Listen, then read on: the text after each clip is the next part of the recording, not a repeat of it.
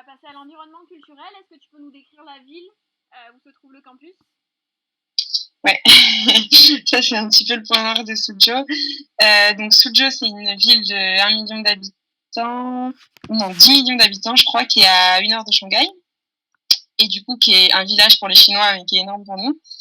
Et du coup, elle est complètement, c'est très étendu. Et nous, on est en périphérie de la zone industrielle de Suzhou, parce que c'est là qu'il y a le plus gros campus de cette zone géographique. Et du coup, il y a plein d'universités, plein des, des campus, etc. à ce niveau-là. Mais par contre, on est super loin de tout. Il faut faire 40 minutes de taxi pour être dans le centre de la ville. Et le campus, la zone étudiante est toute neuve, l'école est toute neuve, les bâtiments sont tout neufs, c'est nickel, etc. Mais par contre, c'est vrai que c'est un peu perdu. Donc, on fait notre vie sur le campus, c'est cool, il y a de quoi manger, il y a de quoi faire ce qu'on doit faire, ça va, mais c'est vrai que c'est très très loin. Et c'est un peu, bon, c'est sympa, il y a de la verdure, etc. Tout le monde est en vélo, donc c'est plutôt bon esprit. Mais c'est pas non plus, hein, c'est pas Paris, donc le paysage urbain est pas non plus aussi charmant que ce qu'on a l'habitude de voir en Europe. Est-ce que tu as eu la chance de voir d'autres villes du pays? Ouais, carrément, parce qu'il y a 2 fois 10 jours de vacances, plus les week-ends prolongés, etc. Du coup, j'ai été en Mongolie, j'ai été à Pékin, vu la Grande Muraille, dans les montagnes, dans le sud, etc. Donc ça, ouais, on a beaucoup le temps et puis surtout les moyens, parce que ça coûte rien de voyager. Donc ça, pour les voyages, c'est super. Est-ce que est-ce que l'école est quand même bien desservie au niveau des transports en commun? Tu m'as dit que c'était 40 minutes en taxi, mais est-ce qu'il y a des bus, des métros? Oui. En fait, là où on habite, c'est à 15 minutes de bus et à 20 minutes en vélo, enfin non, 15 minutes de vélo de notre école. Du coup, ça va. Si tu vas à pied, t'en as pour 30 minutes. Mais en tout cas, c'est bien desservi. Il n'y a pas de souci pour se rendre à l'école. Tu m'as parlé de difficultés en fait par rapport aux Chinois. Est-ce qu'il est nécessaire d'avoir des bases? Non, ça changera rien. Parce que même en apprenant quelques mots, on peut dire quelques petites choses, mais c'est une langue qui est tellement compliquée que. Et puis, c'est des intonations que nous, on n'a vraiment pas l'habitude. Donc, même quand on essaie de parler chinois, c'est un peu difficile de se faire comprendre. Donc, non, à part connaître la conversion, connaître les règles sur la culture, parce que c'est vrai que c'est une culture opposée, ils peuvent être offusqués de choses qu'on fait, et comme nous, on peut être offusqués de choses qu'ils font. Il faut être hyper ouvert d'esprit, tout déconstruire, ne pas passer son temps à comparer, parce que sinon, on devient vite malheureux. Et accepter la différence, et ça se passe bien. C'est vrai qu'il faut juste être préparé au fait que ça va être très très différent, mais juste une fois qu'on est préparé à ça, il n'y a pas besoin de connaître la langue ou quoi que ce soit. Est-ce que tu peux nous parler des particularités, par exemple des modes de pensée ou des comportements? Qu'est-ce qui t'a marqué en fonction des différences? Purée, je saurais même pas quoi dire. Bah ça, le fait de jamais vouloir, d'avoir peur de perdre la face de par leur fierté, c'est assez impressionnant parce que ça veut dire que quand on ne sait pas, c'est qu'on perd la face. Quand on fait croire à l'autre, quand on fait remarquer à l'autre qu'il sait pas, on lui fait perdre la face. Et ça, c'est horrible pour un Chinois. Du coup, voilà. Quand ils savent pas, ils disent pas, donc ils nous emmènent quelque part, même si c'est pas le bon endroit, ou ils nous emmènent un plat qui est pas celui qu'on a commandé parce qu'ils avaient pas compris, mais ils osent pas le dire.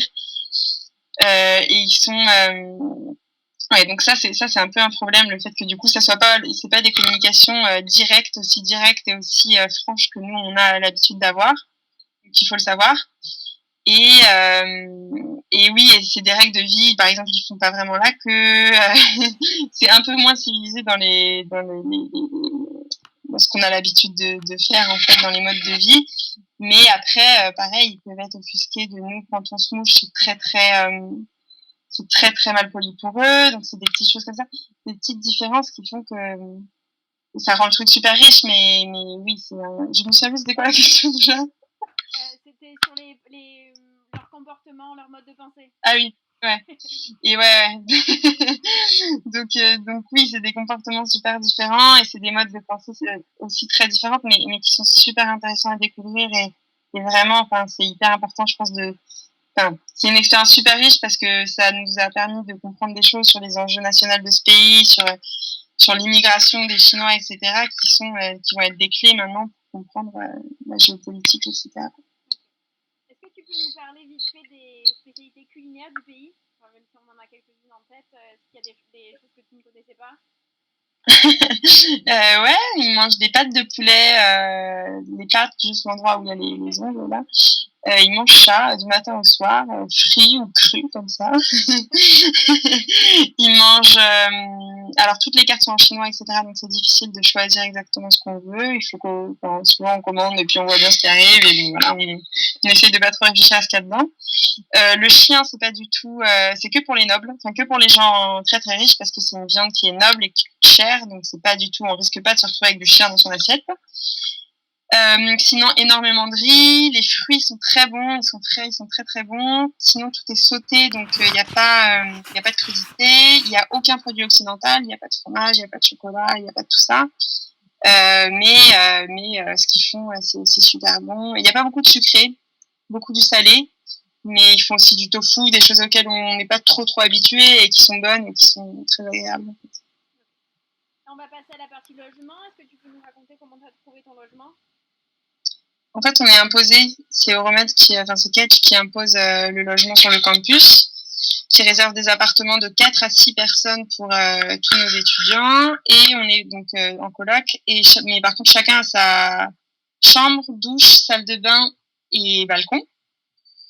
Donc ça, c'est super parce que du coup, même si on vit tous dans le même appart, on a chacun notre autonomie. Et c'est des apparts qui sont tout neufs, ça a été fait il y a 1 an là, et du coup, les espaces communs sont super grands. Il y a un grand écran plat, il y a un salon, la cuisine tout équipée. Alors, c'est super bien et on est tous ensemble en plus, donc dans le même building avec les étudiants de Schema, ce qui permet de... c'est sympa quoi, il y a toujours plein de fêtes, etc.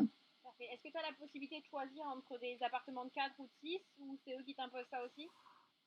Non, 4 ou 6, tu choisis, et tu choisis avec qui tu veux être aussi. Enfin, si tu as des potes qui sont là. Parfait. Est-ce que tu sais si vous avez la possibilité de trouver des logements hors campus ou... Non, c'est interdit. D'accord. On est obligé de souscrire à ça parce qu'à mon avis, ils ont payé pour le... Enfin, ils ont investi sur ce building qu'ils ont fait construire, donc on est obligé. D'accord. On va passer au coût de la vie. Est-ce que tu peux nous dire si le coût de la vie est plus ou moins important que celui en France? Ça coûte beaucoup moins cher. Pour info, 1 euro, c'est égal à 8 yuan. Et du coup, par exemple, moi, je mangeais mes repas, parce que je mange pas de viande, en fait, donc ça me coûtait moins cher. Je mangeais pour 50 centimes par repas. Le taxi, ça coûte rien du tout. Pour faire les 40 bornes, pour aller dans le centre-ville, ça coûte 7 euros. Donc, divisé par 4, quand tu es dans un taxi, c'est rien du tout. Les trains, ça coûte pas cher non plus. Pour aller à Shanghai, les trains, ils sont à 4 euros. Et c'est des TGV. L'alcool, ça coûte beaucoup moins cher. La bière, la pinte de bière est à 30 centimes. Donc, non, la vie est pas chère du tout. Je dirais les seuls trucs qui coûtent un peu cher, c'est quand tu voyages, les billets d'avion ou de train à longue distance peuvent être à un prix qui serait le même pour nous. Et les logements sont relativement, sont corrects puisqu'on paye 250 euros par mois, donc c'était pas mal pour la Chine. Mais sinon, c'est nettement moins cher, c'est clair. Est-ce que tu sais s'il y a la possibilité de trouver un job étudiant à côté, comme donner des cours de français ou est-ce que ça vous est interdit de par votre visa? Alors, normalement, c'est interdit. Après, il y a pas mal de blagues. Du coup, je sais qu'il y a des étudiants de Schema qui servaient dans des bars et qui arrivaient à se faire un peu d'argent avec ça, mais légalement, c'est pas autorisé. Donc, on n'a rien entendu. Voilà. Est-ce que tu sais s'il y a la possibilité de faire un stage à la suite de l'échange? Est-ce que l'école vous propose des stages? Non, l'école propose rien parce qu'en plus, la Chine vient de faire passer une loi pour restreindre les formalités de visa et du coup, c'est hyper difficile d'avoir un visa pour pouvoir travailler. Mais il y a 2 ou 3 étudiants de ma promo qui ont réussi à trouver un stage à Shanghai, mais par leurs propres moyens, par contre. Donc là, on va passer à la dernière partie qui est avis et conseils. Est-ce que tu peux nous dire ce qui t'a le plus marqué durant ton séjour? Qu'est-ce qui m'a le plus marqué? C'est difficile, ça. Parce qu'il y a tellement de choses. Il y a plein de choses qui sont insupportables en Chine et qui nous fatiguent, qui nous agacent, etc.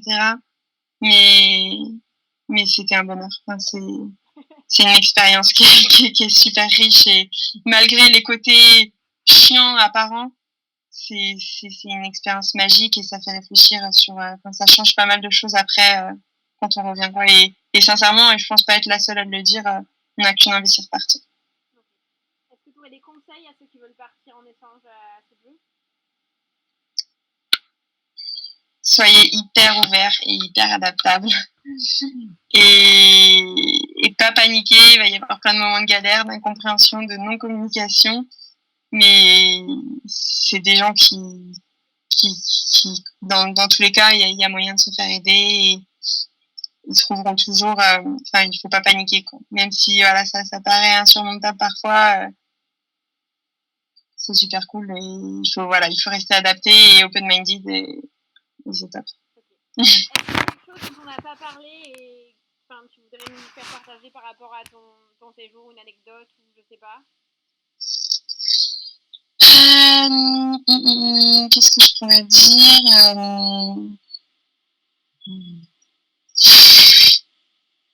Ça vient pas. En profiter pour voyager à fond. D'accord. Et surtout mettre de l'argent de côté parce qu'il y avait des gens pour partir parce qu'il y avait des gens qui n'avaient pas assez au final et qui se sont privés de certains voyages et de certaines expériences et c'est trop con quoi. On est à l'autre bout du monde, on a le temps, on est là et c'est con que l'argent ça soit un frein, donc de prévoir aussi le voyage en termes financiers. Parfait. Merci beaucoup. De rien, bon courage pour la suite.